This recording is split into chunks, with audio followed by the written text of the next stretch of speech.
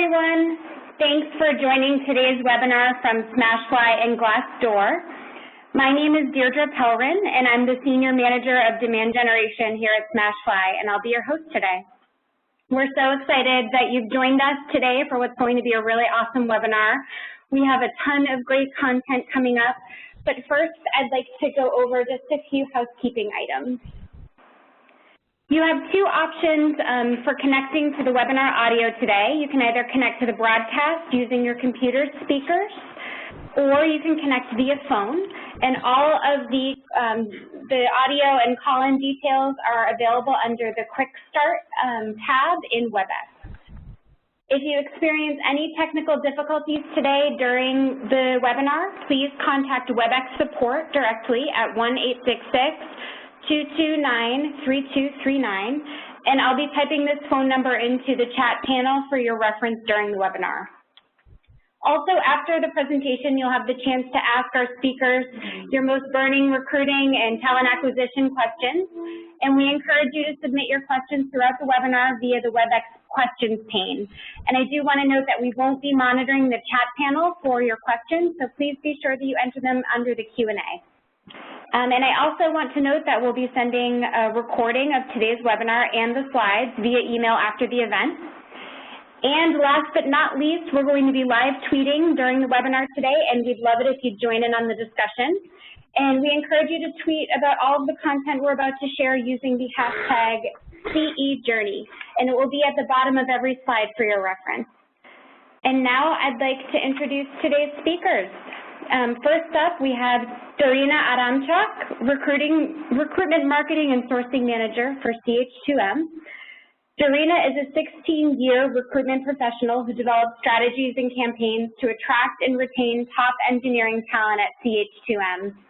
Her passion is infusing technology and marketing into recruitment to create best-in-class talent acquisition programs and candidate experiences. Next up, we have Marvin Smith, talent strategist at Lockheed Martin. Marvin is a veteran talent acquisition professional focusing on strategies for talent sourcing, engagement, and branding that leverage teams and technology to maximize success. And at Lockheed Martin, he's responsible for building talent pipelines and driving talent community initiatives. And finally, last but certainly not least, we have our MC for today, William Tincup, co-founder and principal analyst of Key Interval Research. William is one of the leading thinkers on the intersection of HR and technology. He's been blogging about HR-related issues since 2007 and is a contributor to many leading HR and talent acquisition publications, including Fistful of Talent, Human Capital Institute, Human Capitalist, HR Tech Europe, and HR Examiner. He also co-hosts a daily HR podcast called Drive Through HR. So without further ado, I would like to hand it over to William to get started. William? Absolutely. Thank you, Deirdre. You're welcome. So first of all, before we go too far, I'd love to thank Smashfly and Glassdoor for getting us together today. And it's always nice to talk to practitioners about what they're seeing. And so we're going to get through the content. And like Deirdre said, please ask us questions. I think all three of us thrive on great questions. So please, just as you think of them, either tweet them or put them in the chat box. So the first thing we wanted to talk to you a little bit about was the journey. And what we're seeing at Key Interval is that candidates today search for jobs in really unique ways. They Google the company, they Glassdoor the company, they send in-mails to former employees via LinkedIn, and that's before they even apply. They suss you out, they vet you. Once they feel comfortable-ish, then they might apply.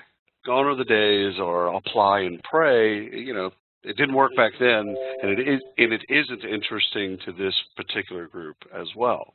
So that's what we're seeing. Now let's talk to Dorina and Marvin.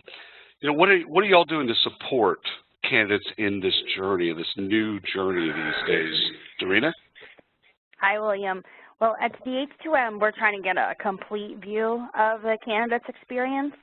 We ask candidates to rate us. So how was the application process? Did they hear from someone within 2 weeks of applying? How was their experience when they got rejected, interviewed, and offered a job? And an important change we're implementing later this year is to look beyond the recruiter's role and candidate experience. We're going to ask candidates to rate their interaction with the hiring manager, the interview team, and then our onboarding team, because really all of us contribute to that holistic opinion of candidates and what they have, their opinion of our company.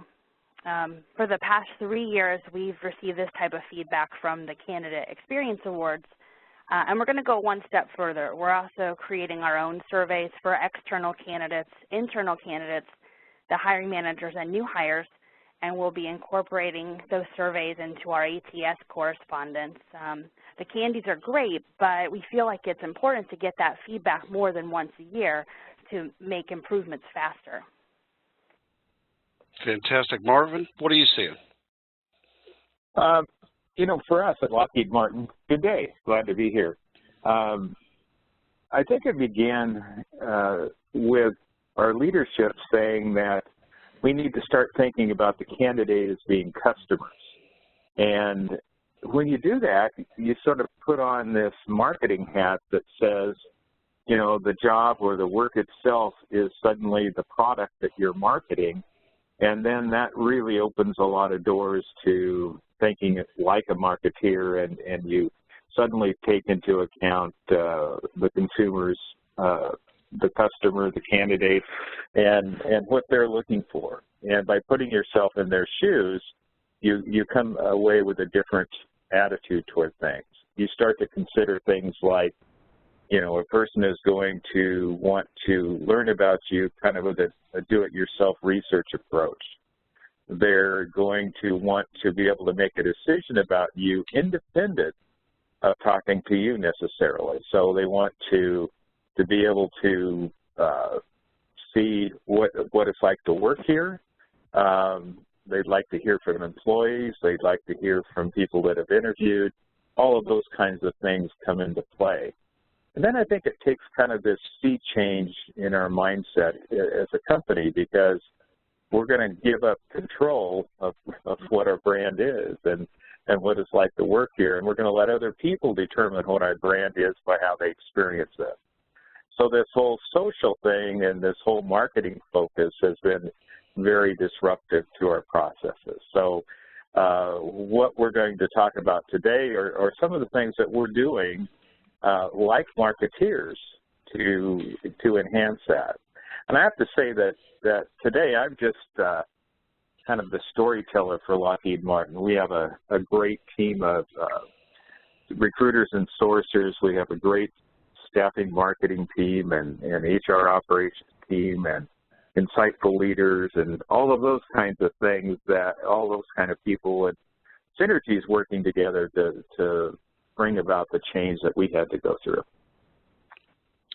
Awesome. So from journey to desires, candidate desires, well, we're seeing a key interval in terms of candidate desires that candidates want a great match. They want to be inspired by the work, the leadership, and the company in general. They want to work with companies that care about the whole person. That's why Great Places to Work, Best Places to Work, Employers of Choice awards are so important. Something else to consider is the concept of momentum. Candidates today, more than ever, want to join winners. And because of cultural transparency, they feel like they can pick winners easier than they did yesterday. What is momentum, you might ask? It's the scent that comes with important work. That's what momentum is. And so let's find out what Dorina and Marvin are doing in terms of creating a realistic look, day in the life, behind the veil of what it's like to work at their wonderful companies. Dorina? Yep, William, so the focus at CH2M is to really paint a picture of the company culture, for better or worse. And one of our employees mentioned in a video recently that we're not interested in recipe followers. And I loved his willingness to say who won't be a good fit in his department. It was fantastic and really a shift for us. For the last 18 months, the corporate marketing, communications, and talent acquisition teams at CH2M have been working together, you know, an unlikely trio there. But we've been working on integrating our company brand and our employment brand. So we now have one overall value proposition. We don't keep it separate. And we made sure that the story that we're telling about CH2M is the same to clients as it is for employees and recruits. And we went out into the company and made sure that the refreshed brand is really an accurate representation of what it's really like here. And to give candidates that realistic look into our job and into our company, we started adding videos of our employees into our job descriptions. And the videos are colleagues and hiring managers, and they share their personal story about what it's like for them to work at CH2M. Fantastic. Marvin, what about you and the great folks at Lockheed Martin? You know, I think you've been listening to Donald Trump. You're thinking about winners and momentum. So, so on a more serious note, you know, I think with us it starts with kind of listening and learning. If we're wearing that marketing hat, we're going to be listening to what our target audience is telling us and what the research and so forth is telling us. For example, a Glassdoor survey that I just recently read said that people are interested in salary and compensation first, growth opportunities second, work-life balance third, location, commute, those kinds of issues fourth, and then finally the company culture and values. And so if you take this as kind of a metaphor, that's kind of what we're doing whenever possible. Now, there are some things that we really can't tell people about. Lockheed Martin is a very complicated company. We have many different businesses that comprise our efforts in industry. And so on one hand, we're competing with Google and Amazon and Microsoft for IT people. On other times, we're competing with other government contractors for people that have security clearances. We focus a lot on finding people that may already be doing that work for somebody else. For example, we bid on a lot of different contracts, and so we may be trying to hire people in advance of a need or a contract award that we might receive. So we have to, I guess, think about many different channels when we do this. But we've developed a candidate value proposition that encompasses our overall corporate brand and our communications brand, and then we apply it to the work itself. So we try to describe the work. We try to point out to our colleagues that are winners.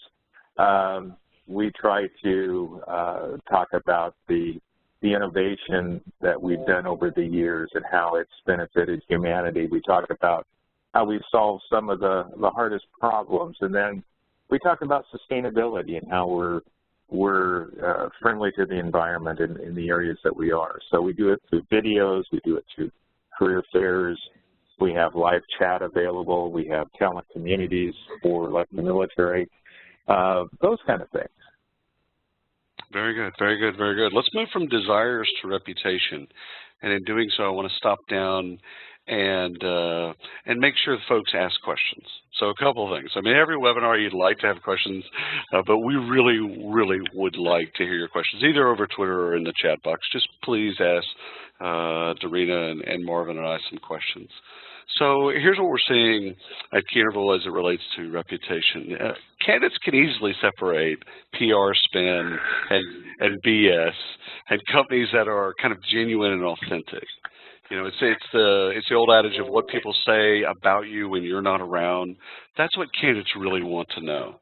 Not the carefully scripted and controlled message that comes from great PR. They want to know the truth.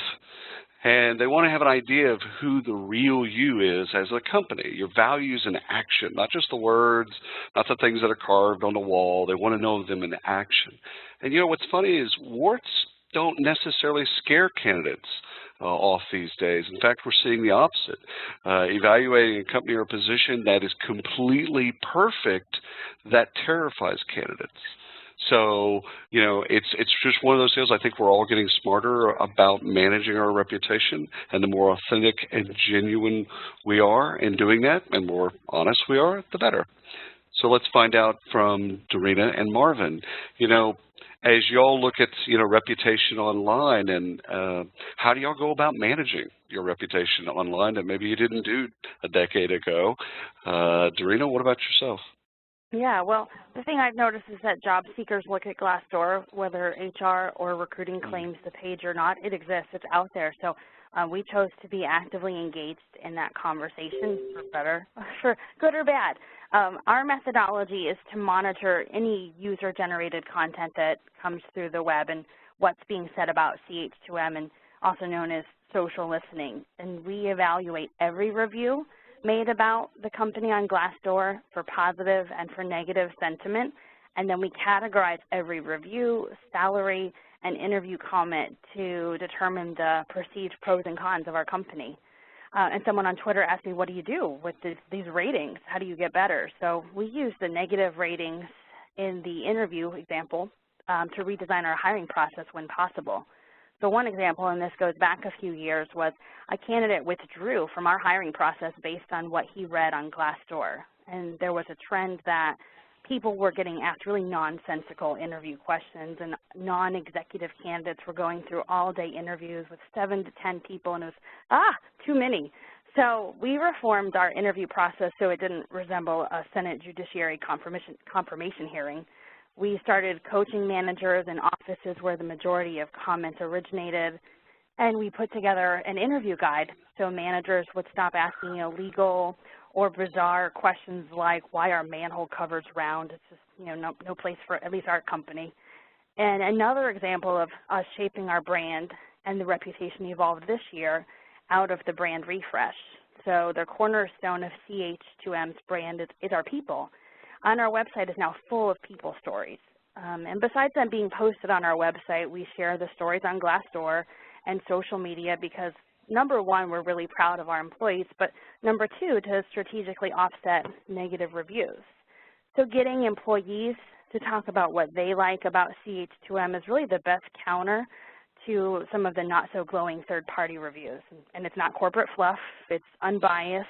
It's really proof points from someone with firsthand experience working at the company. Yeah, and then one more thing, sorry. The last thing we've done is we started to share the reviews with our hiring managers, and we asked them to not take our company's reputation for granted when they're hiring, keep the interview professional, legal, engaging, sell the opportunity as much as you're evaluating people, and then the conversation kind of goes something like this. Hey, no pressure, but what happens in your interviews this week could go on social media and have a positive or negative effect on future hires for years to come. Good luck. So we put it out there. We let them know that they have a part in this. Very good. Marvin, what about yourself? I think one of the things that, that Doreen and I have in common is really that the impact of what the different sites like Glassdoor, Indeed, or LinkedIn, or Direct Employers, or a site that is going to be giving access to people to tell about their experience with us.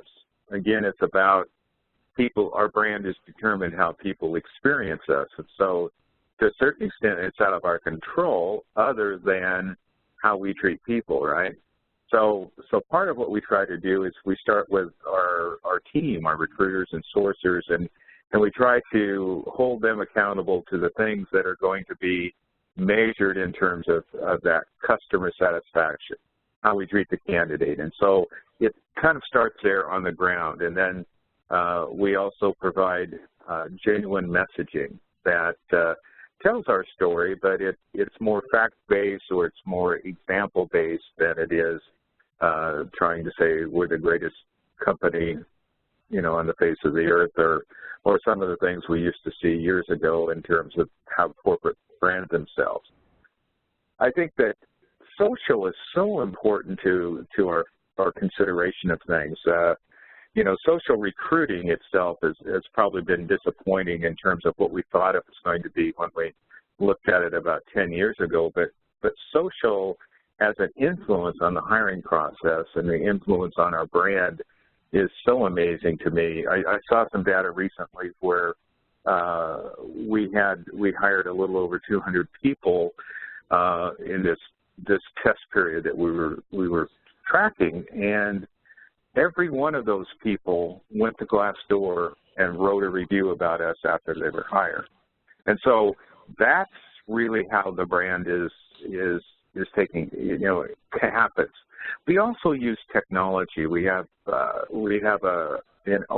constantly improving website, a career site that really shows the real Lockheed Martin.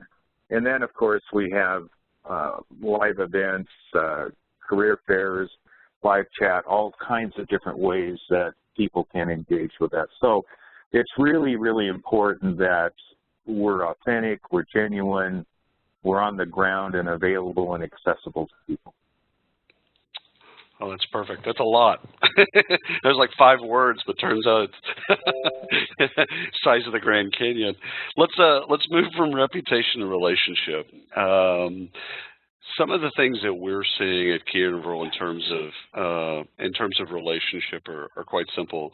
Candidates today aren't that different than candidates yesterday when it comes to relationship with recruiters and HR in general. They want to be respected, and a large part of that respect bucket is honesty.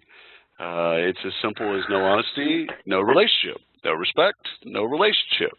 And those things are just table stakes these days. I think the change for employers is that honesty, if not publicly thought of this way, at least privately was thought as a gradient. And I can't say 50 Shades of Gray because that phrase is dead to me, but it's not a gradient.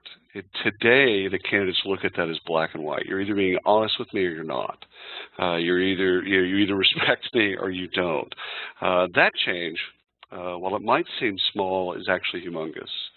Our advice to recruiters is quite simple. It's err on the side of being too honest. And so now, without any further ado, let's kick it over to Dorena and Marvin. What do you do to provide candidates with options in connecting with you, and how do you keep them engaged? Dorena? Yeah. Let's see. So at CH, we created a talent network. I know that's kind of a buzzword, but that's what we call it. And it was for candidates who weren't ready to apply, for those who didn't find the right fit for them and they wanted to stay engaged with us, and those really still researching the company. The big thing for us is our talent network is opt-in. It's not a required condition to apply for a job, and that's part of our respect for the candidates. When they do opt into our talent network, they receive a welcome email from a real person, not a no-reply account. You can test that if you want to. And while opening the lines of communication has caused plenty of unsolicited resumes, there's candidates with legitimate application issues or questions, and they truly value that human interaction rather than a contact form. I get emails on a daily basis thanking them for the approach. And then from an ongoing perspective, a key part for us is we have a monthly candidate newsletter that goes out globally to all of our opted-in contacts in our CRM. We have about 75,000 subscribers. And our most recent newsletter had a 51% open rate. The click-through rate was 16%, and each newsletter, it varies, but that one had more than 650 applications. And these stats are far beyond best practice for typical marketing newsletters, so there's definitely an appetite by candidates to receive information from prospective employers. Very good. Marvin, what about yourself, brother? I think one of the things is that we try to do is leverage technology to put the human touch back into our processes. And so whenever possible, we're going to try to use an intersection of a feature of a platform and have our people there to talk about things. So just some things that we found to be important to remember is that your audience, your target audience, is always changing. So you have to have a consistent message. And so if you think about it, if somebody like Dorena was saying is not looking for work right now, then a talent network could be a very good place for them. And we have one of those as well. And people sign up to receive information on a periodic basis, and so we try to provide them relevant and valuable content. Again, we're leveraging technology to do that.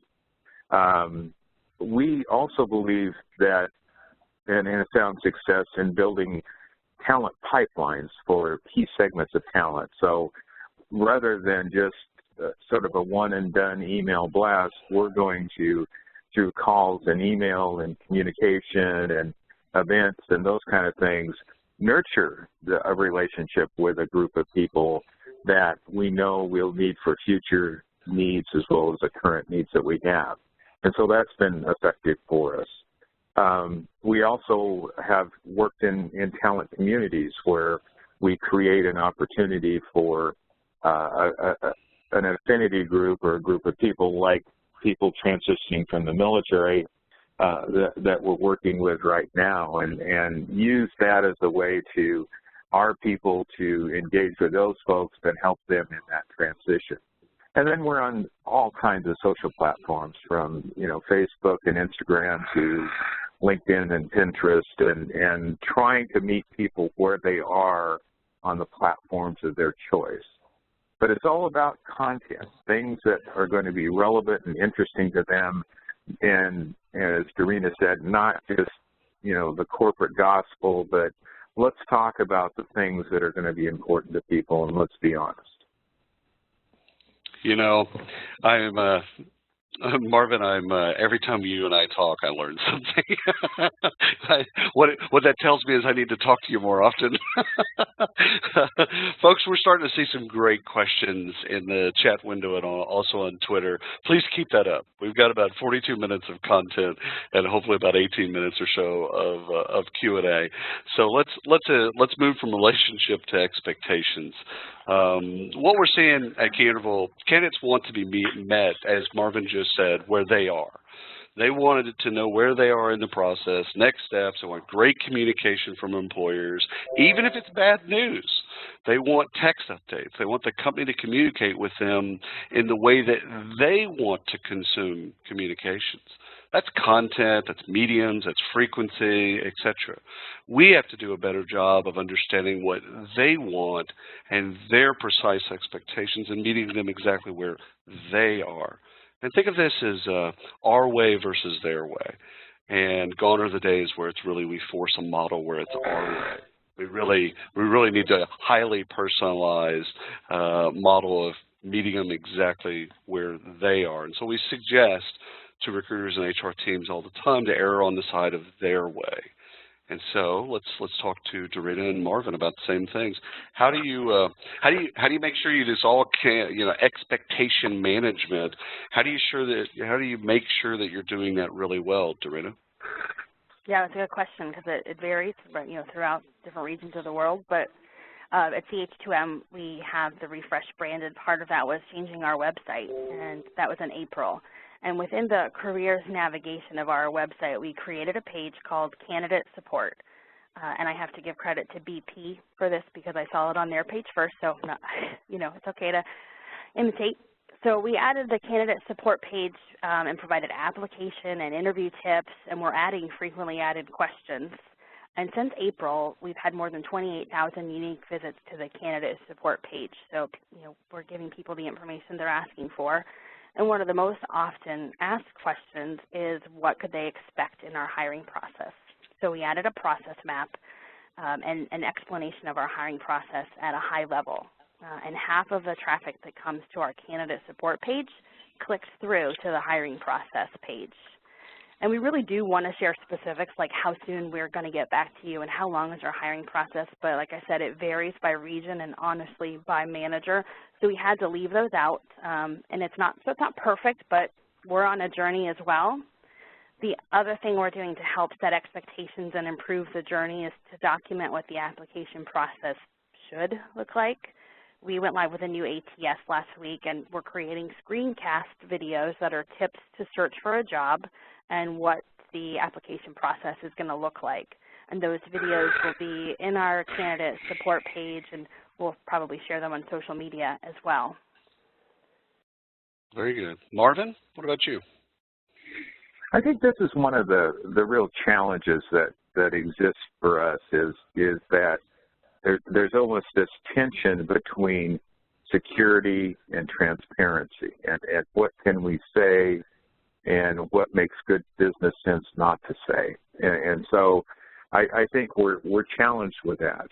In some cases, technology hasn't caught up with, you know, maybe the needs that we have. But at a very honest level, you know,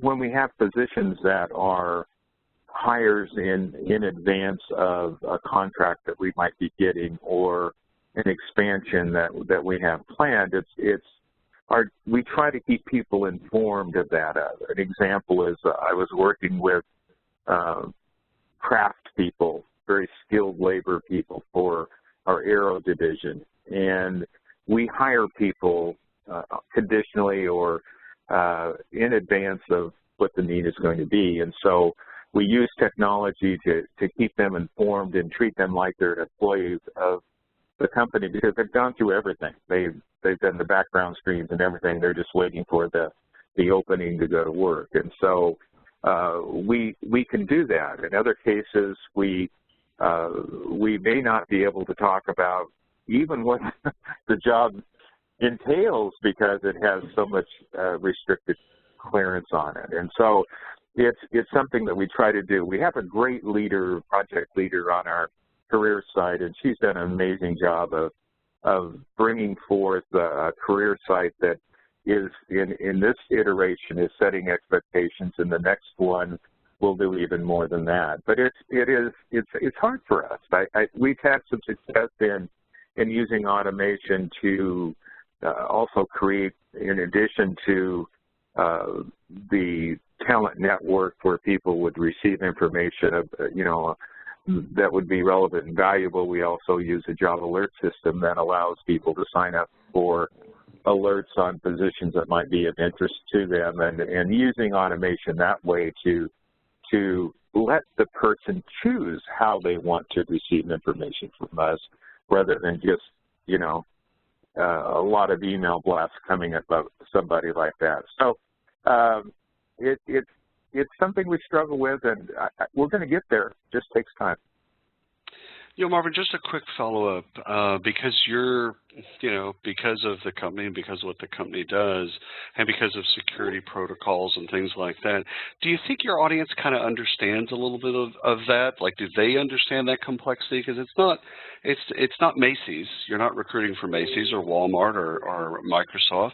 You know, I don't want to assume anything here. Does your audience kind of get that you know, there's a level of security and there's a level of protocol that has to be kind of followed?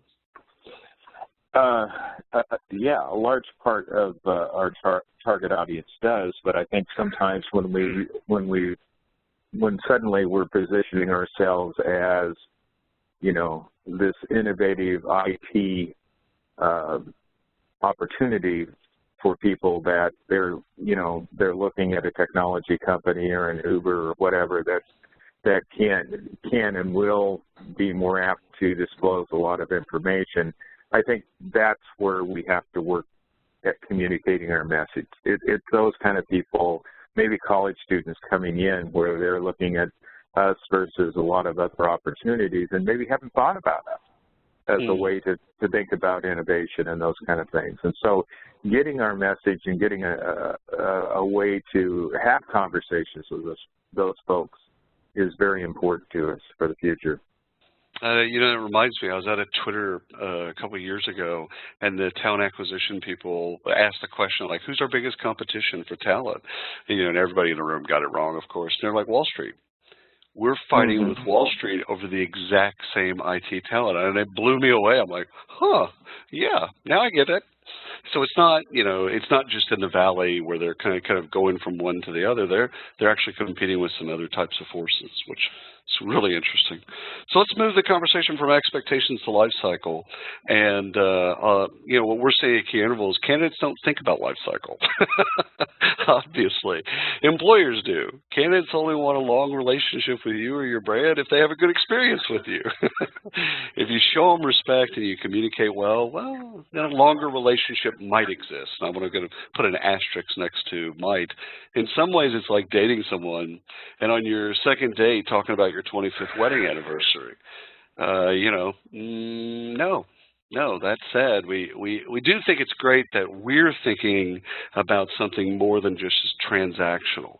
So we like that. We actually like the trends in content where we're thinking the thought. It's just don't expect candidates to think the same way about life cycle, or in any way think about life cycle. So let's see what Dorina and Marvin are seeing there. How do you create candidates for life? Dorina? Yeah. So I was thinking about this, and actually we don't think about candidates for life anymore. We've had a shift, and at CH2M we talk a lot about the gig economy, and we no longer have the expectation that an engineer will join CH2M right after school and spend 40 years with us. We're in professional services, and it's really common for people to leave, go into industry, and then maybe decide they miss consulting. So the recruiting team is trying to capitalize on that grass isn't always greener and invest in a boomerang recruiting strategy. And that's really common in Big Four, but it's starting to spread to other industries as well. So that's one aspect. And then to attract those mid and senior level individual contributors, we found we needed to be proactive. And Marvin talked about pipelines and sourcing, and we've got our sourcing team that pipelines for candidates and our critical skill sets, and we stay in touch with them through email, through the newsletter, and something really innovative, the telephone.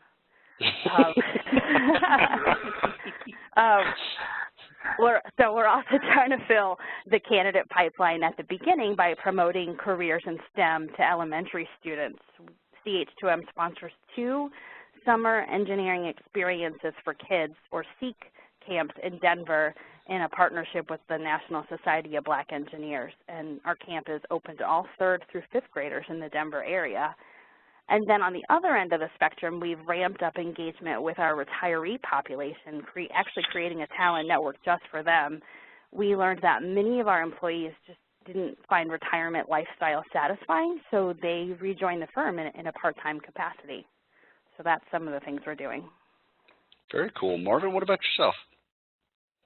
You know, I'm in Seattle, where we have the University of Washington, and there was an article last year or the year before about we had received a letter of intent from a 12-year-old quarterback, and you know, we laugh about that, saying that's early to make up your mind, but I think that's what many companies are doing right now, is beginning very early in junior high and high school and starting to plant the seeds of potential careers. And you think of STEM and the science, engineering, and the science, technology, engineering, math kind of arena, and focusing our youth to think about that and to take the courses and to consider the career that's there.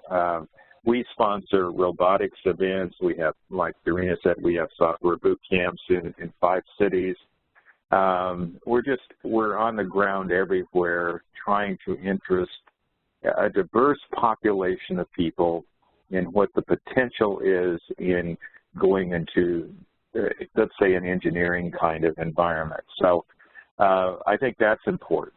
So we're not selling as much Lockheed Martin, but we're treating ourselves as good members of that community by providing and sponsoring these kind of events. Certainly at the university and college stage, you know, kind of that second stage of looking at folks, you know, we're there all over the place, you know, like everyone else, competing for the best and the brightest talent. But we're also doing some strategic thing. I was reading this last week about an investment that we've made in the University of Texas, El Paso, which it was a mechanical engineering program, and we supported, and oh, by the way, UTEP just happens to be one of the most attended people by Latinos. And so in a way we're focusing not just on engineering, but also potentially a diverse audience. And so those kinds of things, I think, are very important to managing the life cycle. And then if you think about, you know, the people that are already in industry, we take a little different approach than Dorina is doing in terms of you know, thinking about the person going from, you know, us to another company and then coming back. Our CEO has really crafted a great message about one company, many careers.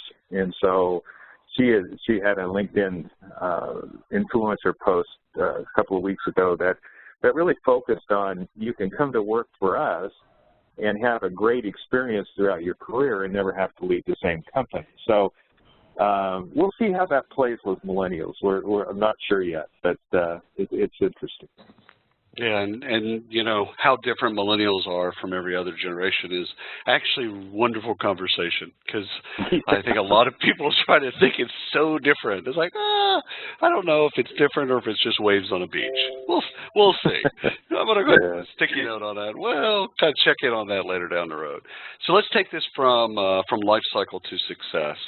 What we're seeing at Canterville is that recruiters and companies know that things are successful when they flip the outbound to inbound ratio. And that is very much a marketing kind of take. When we're spending all of our time reaching and doing, as opposed to we post and things come to us, that's how marketing knows it's doing really well. That's shocking. That's also how recruiting knows that it's doing well. If your recruiting spend goes down, the quality goes up. We're pretty sure that you're doing some things that we've talked about in this webinar. Another thing to look at is time to fill. I know, I hate the metric as well. But if a position goes from 180 days on average to fill to 20 days on average to fill, recruiting success has to be somewhere close. And I say has to be. It has to be. So let's find out what Dorina and Marvin, how do you know when it's working for you, when you're doing things that are really successful? Dorina? I think this is a journey for us, but success for my team is getting employees to change their attitude about employer reviews. So Glassdoor, Indeed, and even the candidate experience survey, they're really just as valid as TripAdvisor or Yelp to the success of a company. So they're not disgruntled rants. So we're working on that. The other things we're looking at as far as success is we review the Glassdoor ratings and trends semi-annually for our company and for our competitors. And we look at, has the overall rating improved? Are we trending up or down? Has the percentage of people who would recommend us improved? Then we compare Glassdoor ratings with the company's employee engagement survey and our exit surveys. Are there any correlations? And then another thing that lastly we're trying to work on is introducing Net Promoter Score as one of the metrics in our dashboard. Oh, very good. Marvin, what about yourself, brother? Well, I think success is if the candidates control our brand, and to a certain extent they are controlling our success, right? So from the recruiter standpoint, we, as I indicated earlier, we're trying to hold people accountable for the things that are going to be important. And so we use a CSAT or a customer satisfaction survey with recruiters that measures, how people experienced us. We're kind of focusing on a Net Promoter Score. If you think about the Candidate Experience Awards, that's becoming a more popular way of looking at things. We have a talent community called Military Connect, and we were trying to decide after the first year whether we were successful or not. And so we went through the numbers, and we had like 100,000 pieces of information, of content that people consumed, and we had 10,000 expressions of likes or comments and those kind of things, and we looked at how long the person stayed on the platform, and the average was 10 minutes, and the benchmark is kind of formed. If somebody visits a website, they stay for about 4 minutes. So all of the social things look really good, but we weren't answering the question, did we help somebody? And so we decided to ask the audience. And so our Net Promoter Score was 65% of the people said that they would recommend or refer their colleagues to this site. And so I think that's also a way that we're kind of landing on to understand how people think about us. We also think about industry awards. The Candidate Experience Awards, which Doreena's talked about are very important to us. They allow us to survey people and find out how the interviewing process works. We won in 13 and 14, and we'll find out next week how we did this year. The Glassdoor is important too. We just won an award for being the best in our category in Glassdoor. And what was interesting as I looked through the reviews, we were either the second or third highest company in all the companies. And so that really is a powerful reflection on what our recruiters and sourcers and our team is doing to do those kind of things. I think also vendors and the partnership we have with them, like LinkedIn telling us how we're doing in our industry category versus other competitors and those kind of things. I think we take all of that into account.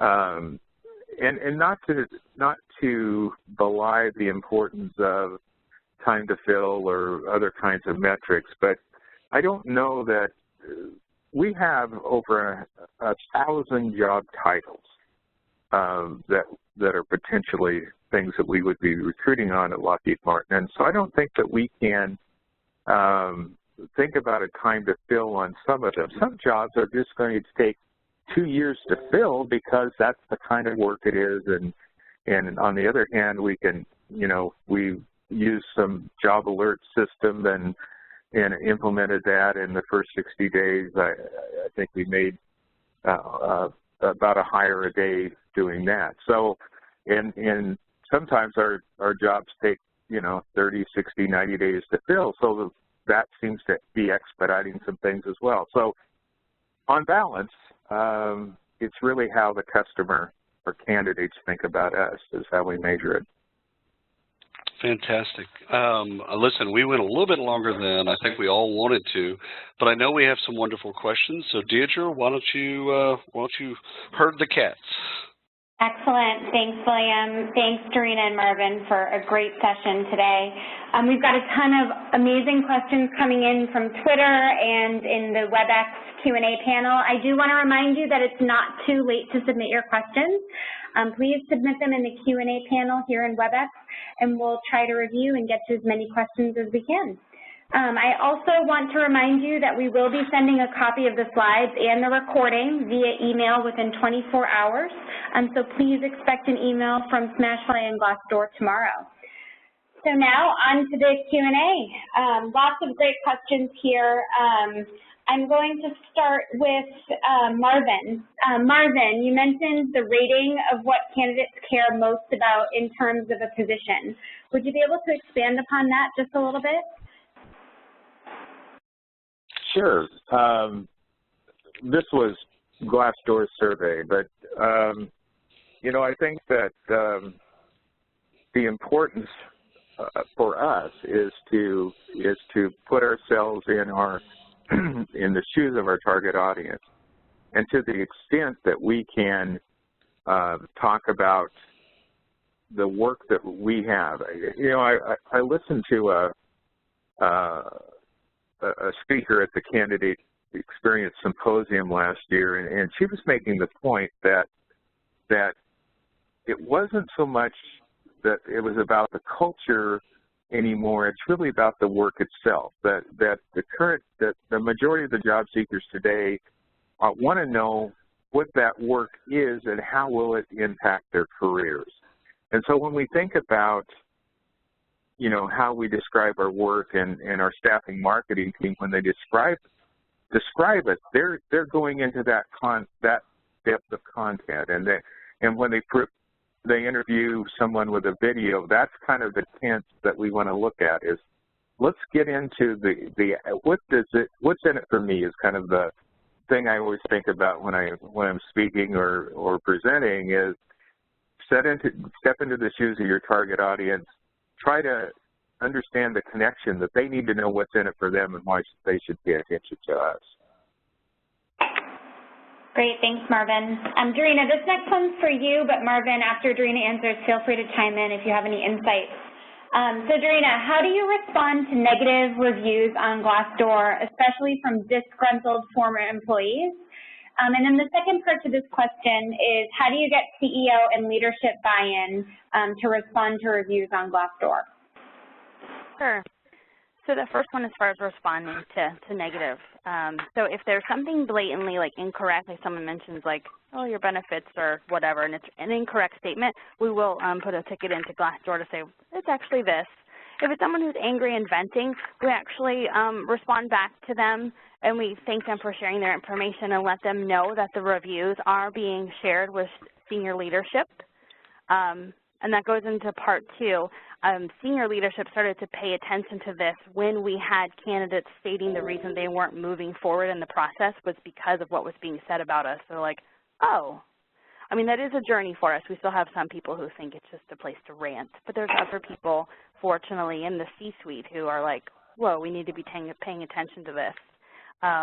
So we share with them the reviews. Each month, we aggregate all of the reviews that have come in, and we categorize them positive, negative, when we say, wow, it looks like career development is one that keeps showing up on the cons list. What should we do about that? So we have discussions with our leadership about that on a monthly basis.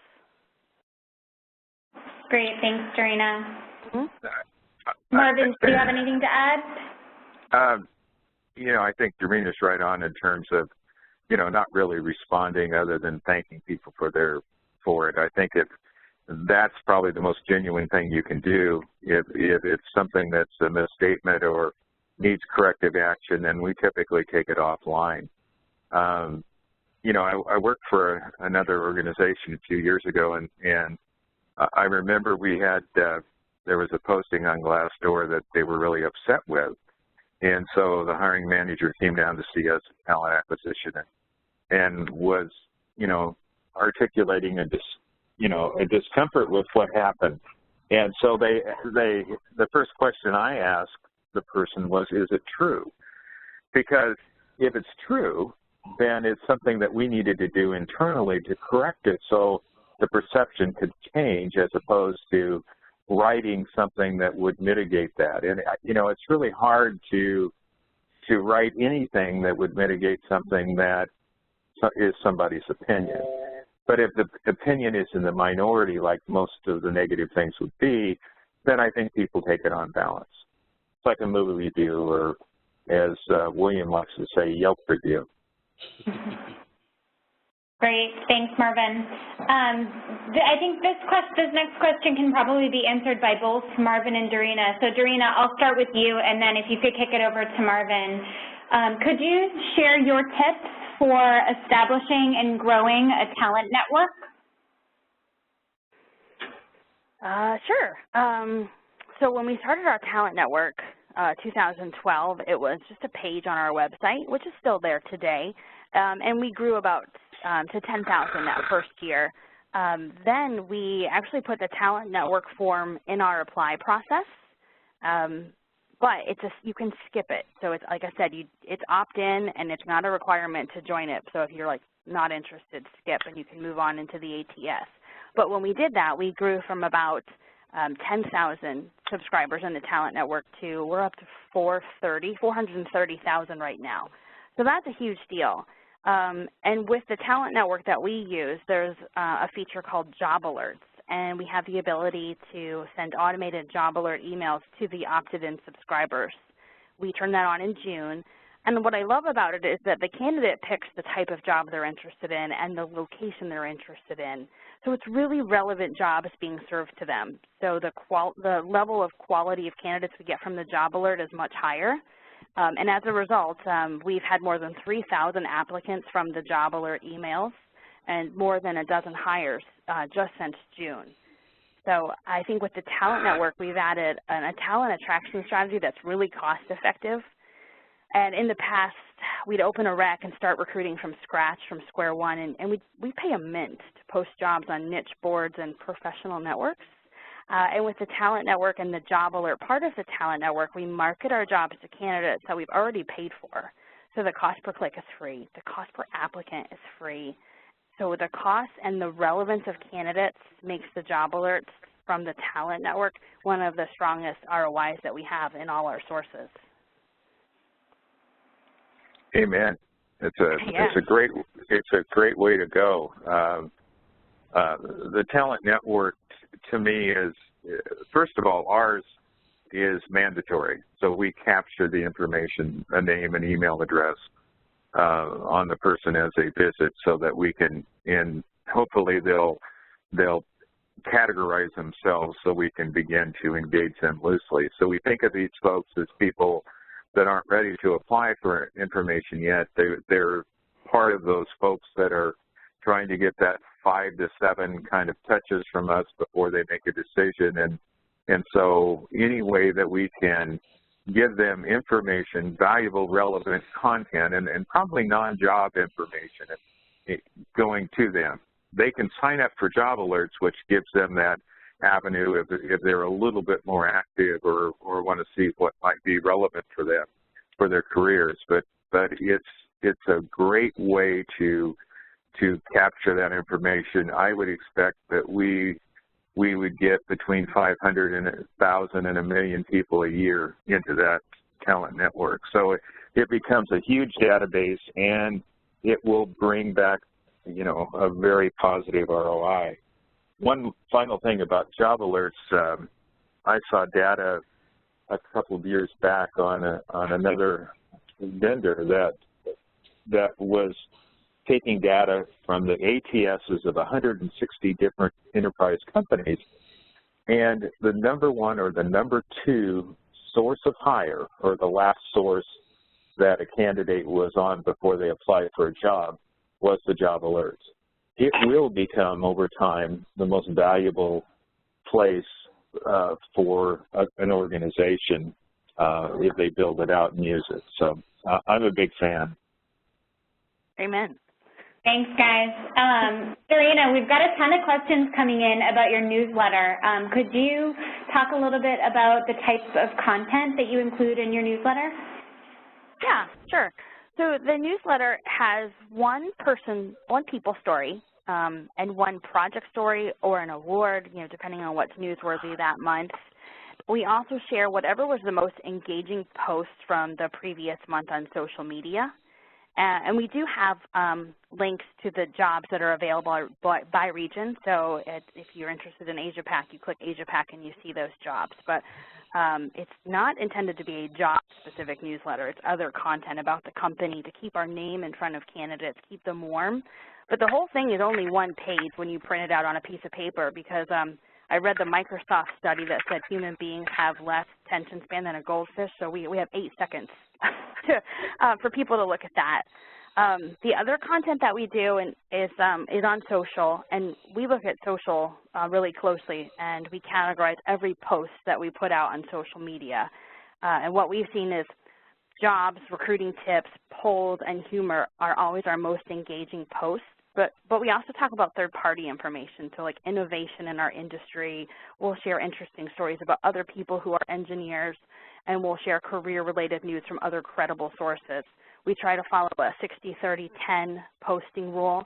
So 60% is third-party information, 30% is about our company, and then 10% is the we're hiring content. So every post isn't CH is awesome, come work here content. We try to spread it out so that people aren't like sick of us and stop following us. Great, thanks, Serena. So everyone, we have a minute left. I think it's time for one more question. And I'd like the 3 of you each to briefly answer this if you can, maybe in 30 seconds or less. So the question is, where do you start improving the candidate experience if you're starting from scratch? Where are you going to get the most bang for your buck or resource? I'll start. This is William. I think the thing is you got to ask people. So I would ask recent employees what worked and what didn't, and I'd ask recent candidates what's working and what's not. It's the stop, start, continue model. And so when we're all improving, and we all need to look at that. But it's a simple model of, ask the people that have been hired, and ask the people that are still in the process what's working and what's not. It's Serena, and I'll piggyback off on that. If you've never done the Candidate Experience Award, I would sign up for that one for the next time around. Yeah, I have to concur that where we started, I mean, we've always been concerned about the candidate, but where we started at Lockheed was taking a big leap of faith and saying, what are people really thinking about us? And the Candidate Experience Award sounds like it's hard, but it's not that difficult to go through the process, and it's free. You know, it's a nonprofit, so and if you lose, they don't tell anybody. So but you learn a lot because people are telling you exactly what that's like. Great, thanks guys. Thank you to Marvin, William, Darina, and in addition, our sponsor, Glassdoor and Smashfly. It was a great webinar today. We thank you for joining us, and we hope to see you on the next webinar. Bye-bye.